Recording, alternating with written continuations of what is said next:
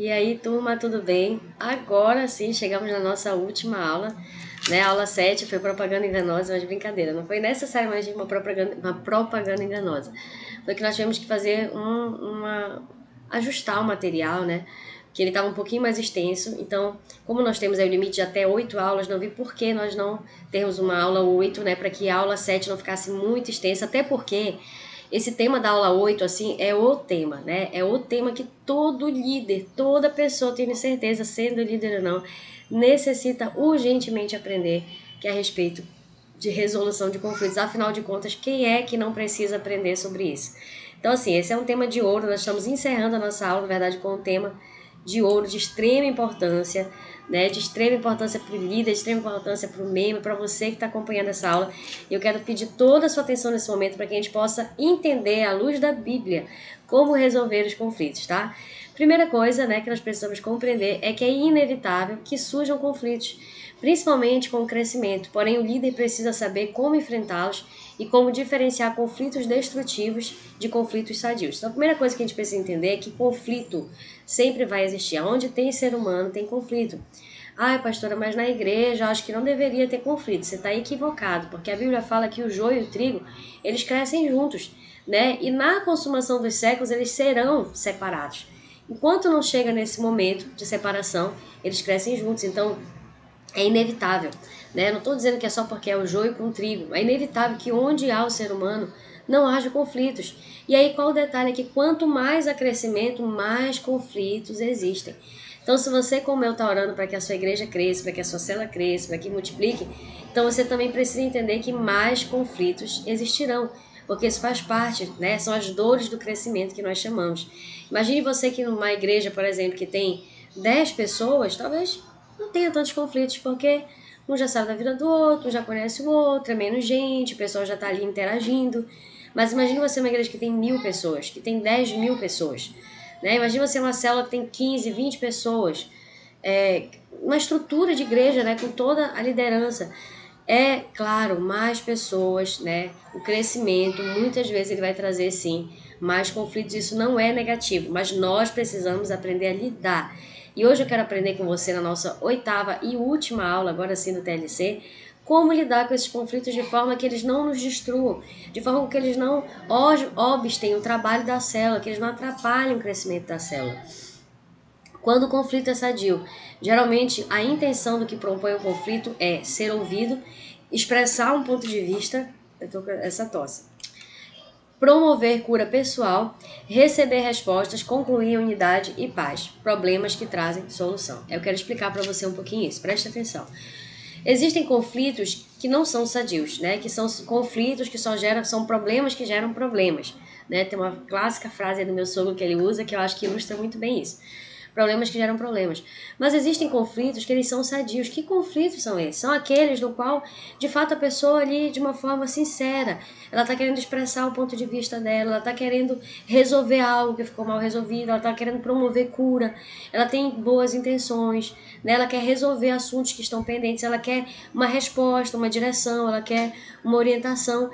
E sempre, né, se é um conflito sadio, a pessoa ela procura concluir isso em unidade e paz.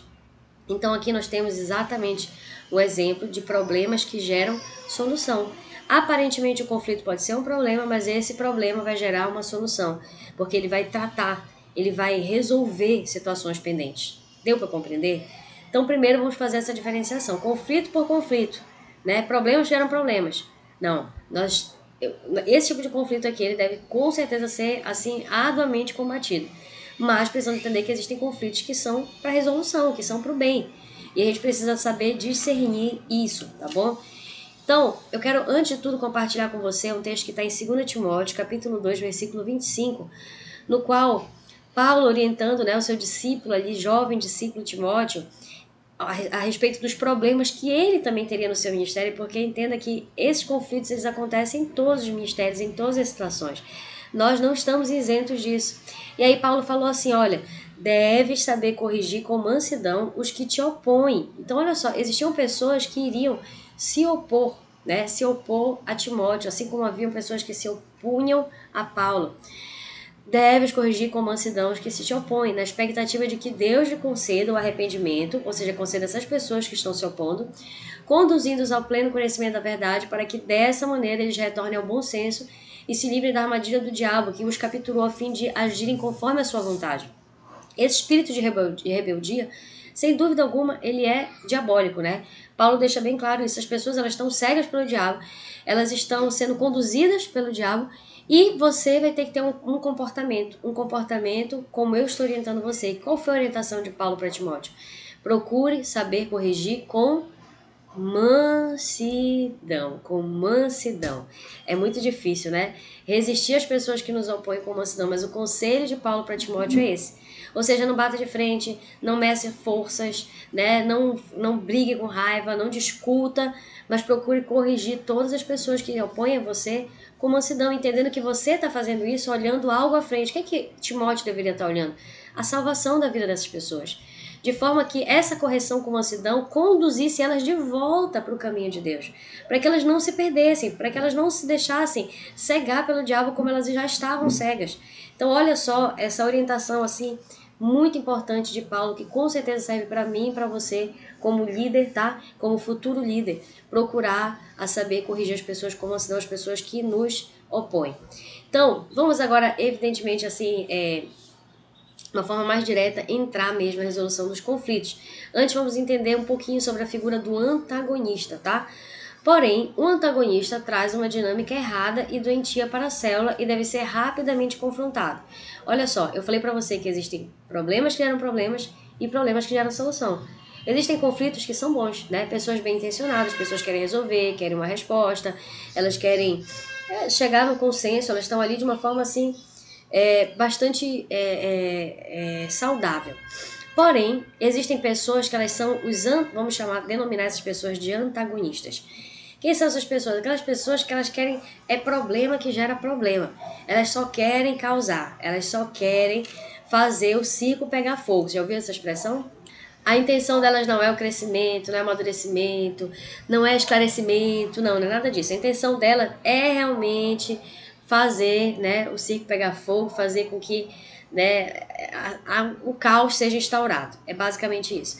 Como é que nós vamos identificar esse tipo de pessoa? Porque elas existem, essa é a realidade. Como que geralmente essas pessoas agem? Eu quero compartilhar com você. Olha só, elas agem geralmente querendo atenção e admiração para si e as suas ideias, provocando separação entre as pessoas, né? Você observa que geralmente o fruto disso é um fruto de orgulho.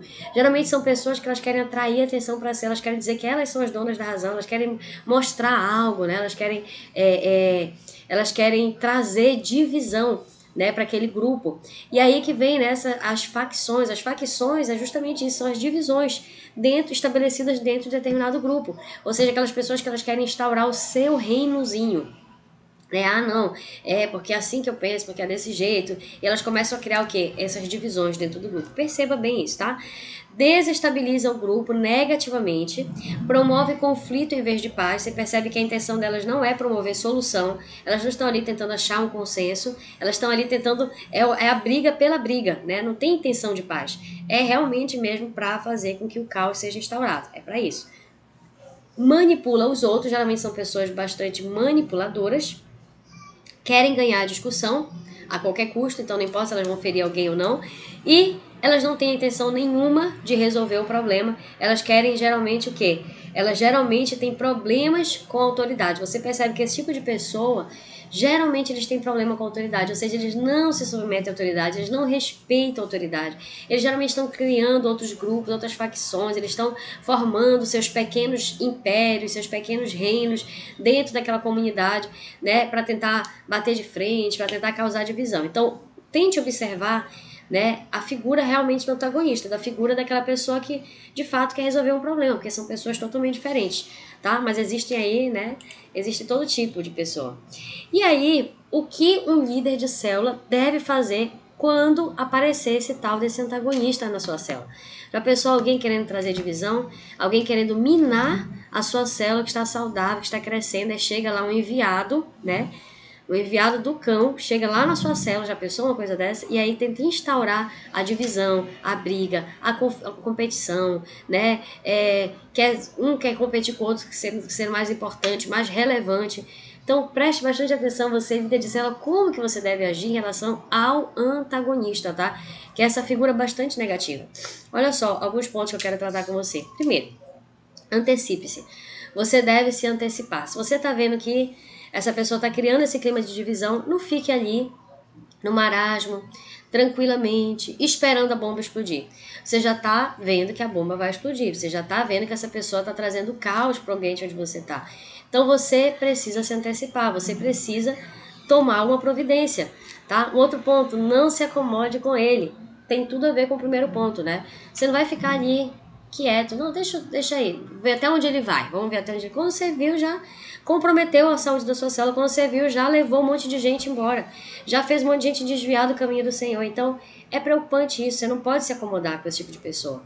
Terceiro, tome ações imediatas, confronte diretamente e imediatamente, sem perder oportunidades. Ou seja, você viu essa pessoa ali agindo, né? Muitas vezes as pessoas elas não agem diretamente, elas agem na surdina, elas agem ali por trás dos panos. Mas você teve a oportunidade de ver esse tipo de atitude, né, rebelde, dessa atitude de um antagonista, então você aproveite as oportunidades, assim como Cristo fazia. Você observa que Cristo, ele pegava as oportunidades para ensinar as pessoas, né? Acontecia tal coisa, ele ia lá, aproveitava aquela oportunidade e lançava a semente do evangelho. Assim também você vai fazer, você vai confrontar essa pessoa, né? Imediatamente. Você viu ali esse ambiente, você viu que essa pessoa está criando uma polêmica, criando uma confusão, criando divisão, facção. Você vai lá e aproveita aquela oportunidade que você teve para poder pontuar isso com essa pessoa. Não deixe isso passar, porque pode virar uma grande bola de neve, pode ser uma panela de pressão que vai explodir em algum momento e isso pode prejudicar a sua célula, tá? As pessoas, principalmente, que estão envolvidas na célula. Exerça uma liderança amorosa mais forte. Quando eu digo que você deve chamar essa pessoa a tomar uma decisão, você deve ser uma pessoa que tem posição, que tem postura, que tem autoridade, né? Sem perder o elemento amor, porque nós aprendemos lá com Timóteo que a correção ela é como mansidão.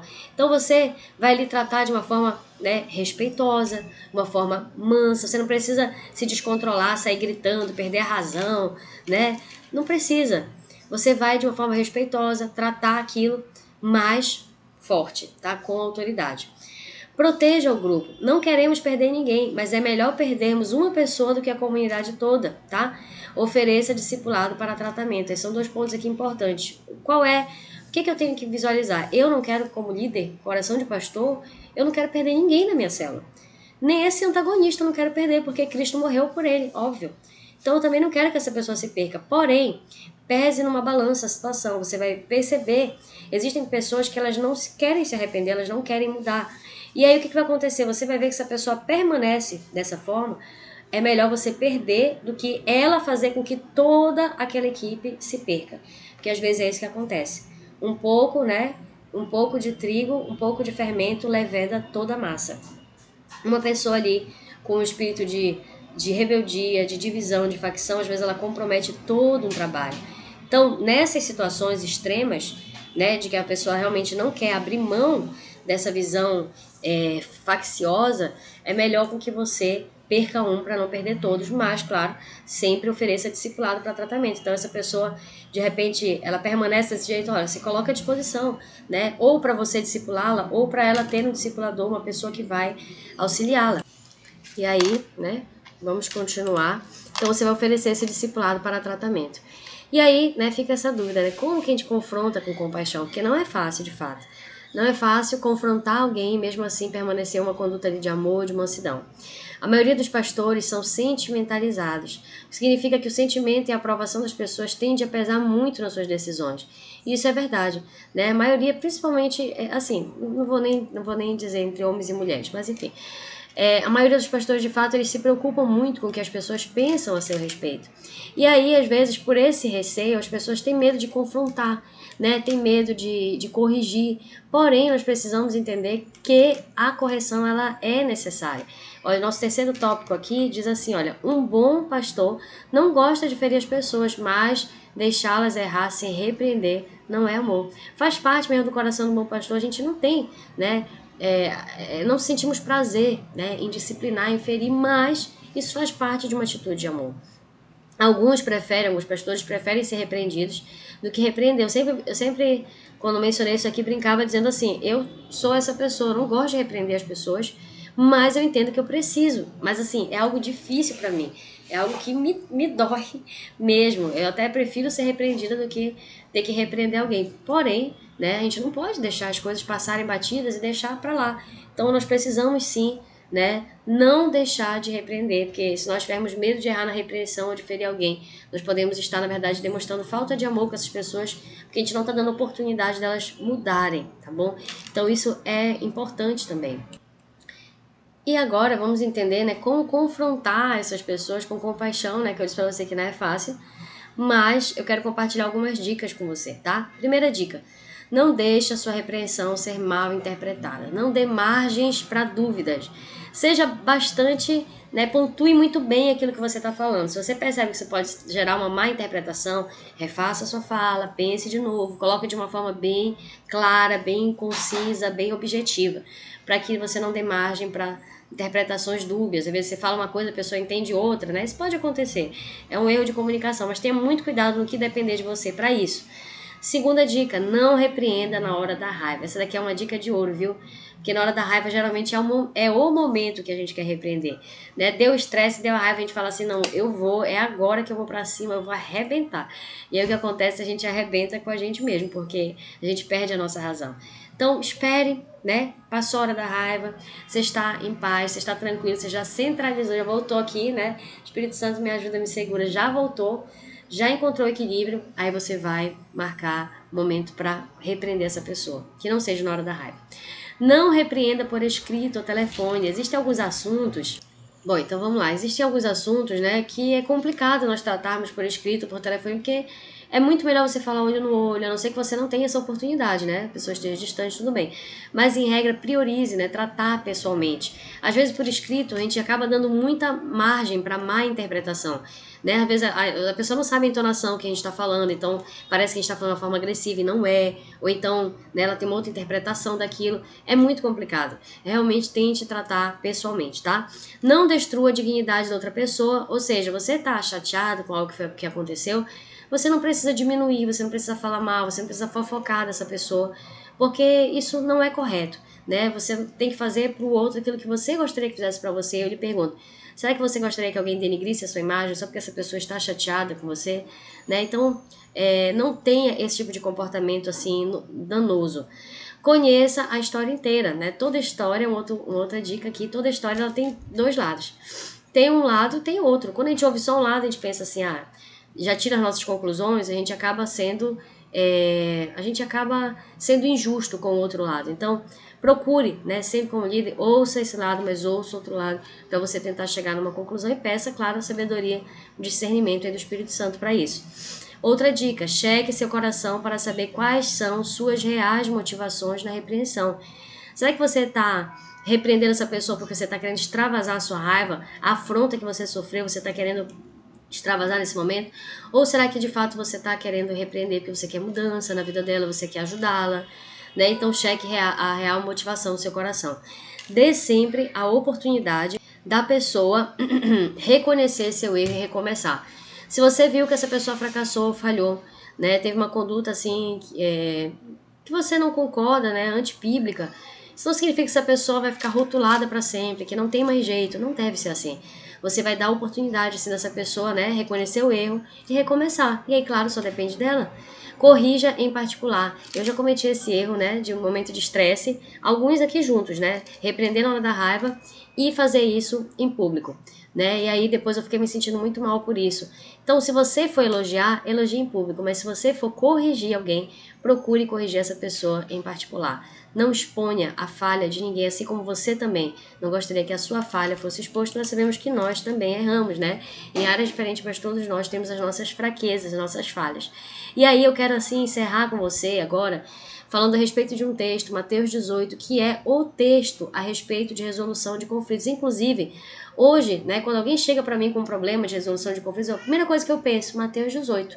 Se a pessoa seguiu o passo a passo de Mateus 18, será que essa pessoa está agindo conforme aquilo que a Bíblia está nos ensinando, porque tem resposta para tudo, inclusive para a resolução de conflito. Antes de nós comentarmos aqui, eu quero ler com você o texto. Olha o que diz. Se teu irmão pecar contra ti, vai em particular com ele, conversem sobre a falta que cometeu. Primeiro estágio, né? Vai em particular com seu irmão. Não expõe ele. Se ele te der ouvidos, ganhaste o teu irmão. Porém, se ele não te der atenção, leva contigo uma ou duas pessoas para que, por depoimento de 2 ou 3 testemunhas, qualquer acusação seja confirmada. Ou seja, não resolveu em particular, eu vou te levar a minha liderança, vou levar pessoas de confiança, para que essa pessoa ela possa reconhecer, ela possa tomar uma atitude, né, de mudança. Contudo, se mesmo assim ele recusar considerá-los, dizei-o à igreja. Aí você vai para um terceiro nível. Já tentei em particular, já tentei com minha liderança, agora sim, eu vou trazer essa situação para a igreja. Se ele se negar também a ouvir a igreja, trata-o como pagão ou publicano.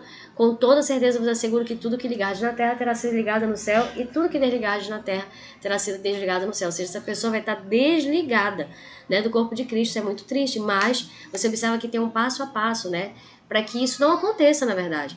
Mas se essa pessoa realmente não se arrepender, não quiser mudança de vida, ela vai precisar ser tratada ali como alguém que não fizesse parte do corpo de Cristo. De fato, ela será desligada.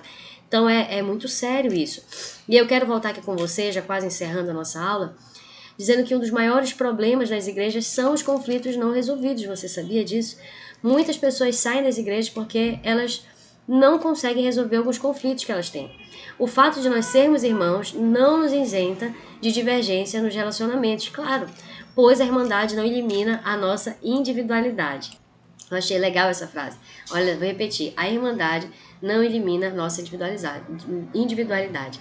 Não quer dizer que porque eu sou sua irmã em Cristo, você é meu irmão em Cristo, que nós não vamos pensar diferente. Nós pensamos diferente, mas nós temos uma visão de unidade. Então, o que prevalece é o coletivo, é o todo, é o bem-estar, né, do geral, não somente aquilo que eu penso, o que eu digo. E conflitos não resolvidos, sem dúvida nenhuma, trazem divisão para a igreja, trazem prejuízo para a expansão do reino de Deus nessa terra. Então, é algo que eu tenho que blindar ao máximo. É meu interesse, é seu interesse, não permitir com que as pessoas vivam, né, com que a gente viva, na verdade, com conflitos não resolvidos. A nossa parte. Tem um texto que diz assim: naquilo que for possível, tende paz com todos. Então, naquilo que depender de nós precisamos ter esse comportamento, tá? Não tem como cobrar dos outros, mas vamos cobrar de nós mesmos. Isso. O ofendido é responsável pelo ofensor. Por quê? Porque nós somos uma família. Quando nós entendemos que nós somos uma família, um é responsável pelo outro. Eu não quero brigar, eu quero resolver, né? Eu não quero problema por problema, né? Eu quero um problema que gera solução, eu quero resolver o conflito. Essa é a minha motivação, e essa também tem que ser a sua motivação.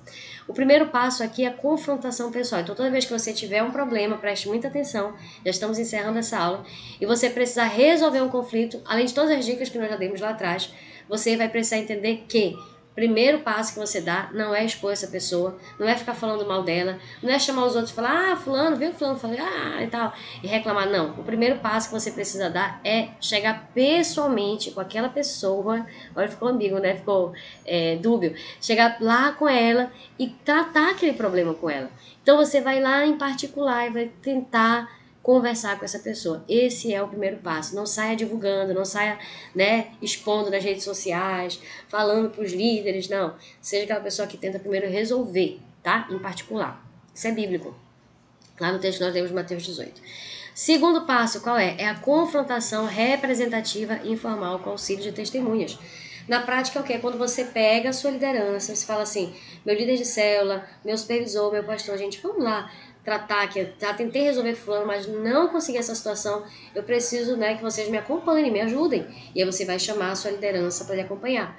Se mesmo assim a resistência persistir, nós devemos ir agora para uma confrontação não mais representativa, né, com os nossos líderes, mas devemos ir para uma confrontação comunitária formal. É quando você chama aquela pessoa diante da igreja, né, diante das pessoas em público e fala: olha, eu estou passando essa situação, o fulano não quer reconhecer, o fulano não quer mudar.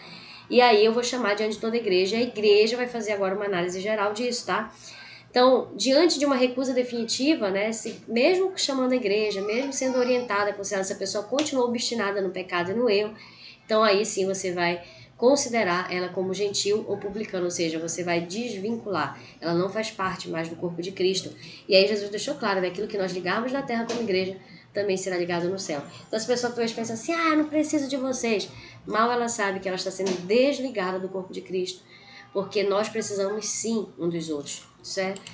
Isso é princípio bíblico. E é o texto que nós lemos, tá? E eu quero só encerrar agora com essa leitura de Hebreus 12, 9. Eu creio que esse texto ele é bastante explicativo, né? E se você pegou aqui a orientação desse texto, você já tem a chave para resolver qualquer conflito que você passe, seja na igreja, seja na família, seja no trabalho, na escola, em qualquer lugar. Então vamos ler agora, né, Hebreus 12, 9. Mesmo chegando neste nível, né? Qual o nível? O nível de separação. Essa pessoa não quer mesmo mudança. Não significa que nós vamos perder a esperança contra essa pessoa, tá? Olha o que diz Hebreus 12, 9 e 11. Além disso, tínhamos pais humanos que nos disciplinavam e nós os respeitávamos. Quanto mais submetermos-nos ao Pai dos Espíritos, para assim vivermos. Nossos pais nos disciplinavam por curto período, segundo lhes parecia melhor, mas Deus nos disciplina para nosso bem, para que participemos da sua santidade. Nenhuma disciplina parece ser motivo de alegria no momento, mas sim de tristeza. Mais tarde, porém, produz frutos de justiça e paz para aqueles que por ela foram exercitados. Ou seja, queridos, a prática correta da confrontação produz verdadeira unidade no corpo de Cristo. Precisamos confrontar com amor, com mansidão, mas precisamos confrontar com firmeza também.